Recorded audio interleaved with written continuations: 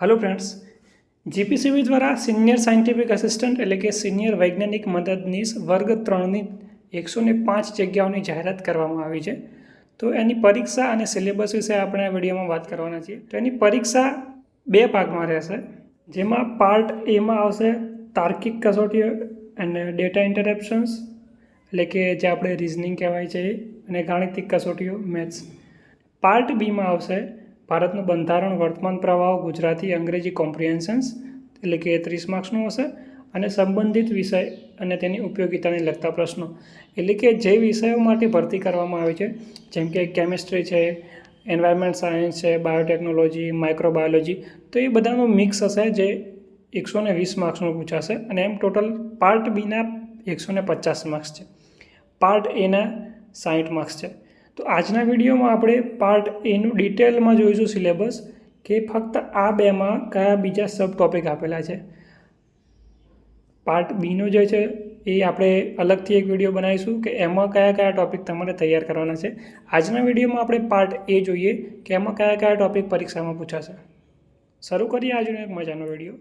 Part એમાં જે reasoning છે એ 30 માર્ક્સના પ્રશ્નો આવશે, 30 ક્વેશ્ચન આવશે। તો રિઝનિંગ અને ડેટા ઇન્ટરપ્શન્સમાં સૌથી પહેલું છે પ્રોબ્લેમ ઓફ એજીસ એટલે કે ઉંમરને લગતા પ્રશ્નો જે આપણે કહેવાય એ, પછી વેન ડાયાગ્રામ આવડતું જશે, વિઝ્યુઅલ રિઝનિંગ એ પણ તમને આવડતું હોય, બ્લડ રિલેશન એટલે કે જે ઉંમરને લગતા પ્રશ્નો આપણે સામાન્ય ભાષામાં કહીએ એ, પછી જે એરિથમેટિક રિઝનિંગ, છઠ્ઠું છે ડેટા ઇન્ટરપ્શન્સ એટલે કે ચાર્ટ, ગ્રાફ, ટેબલ એટલે કે ચાર્ટ આપેલો હોય, ગ્રાફ હોય, ટેબલ્સ હોય, એમાં જે ડેટા આપેલો હોય તો એના ઉપરથી તમને પ્રશ્નો પૂછવામાં આવે તો એનું તમારે તારણ કાઢવાનું હોય કે સૌથી વધારે કયા વર્ષમાં હતા, સૌથી ઓછા ક્યાં હતા, એ રીતના પ્રશ્નો પૂછેલા હોય। સાતમું છે ડેટા સફિશિયન્સી એટલે કે સફિશિયન્ટ ડેટા આપેલો હોય અથવા ડેટા ના પણ આપેલો હોય અને એના ઉપરથી તમને પ્રશ્નો પૂછેલા હોય। ટોટલ આ 7 સબ ટોપિકમાંથી 30 ક્વેશ્ચન આવશે અને 30 માર્ક્સના તમારે આનું વેટેજ રહેશે।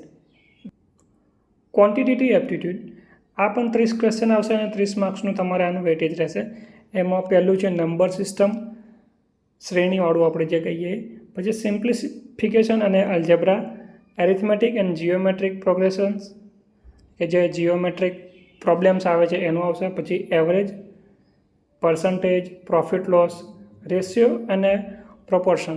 એના પછી 8મું છે પાર્ટનરશિપ, 9મું છે ટાઈમ એન્ડ વર્ક, 10મું છે ટાઈમ, સ્પીડ એન્ડ ડિસ્ટન્સ જે સ્પીડ અને ડિસ્ટન્સના પ્રશ્નો હોય છે, અને 11મું છે work, veggies and chain rule, work veg એટલે કે મહેનતાણું કામ અને મહેનતાણુંવાળું જે કહેવાય છે એ।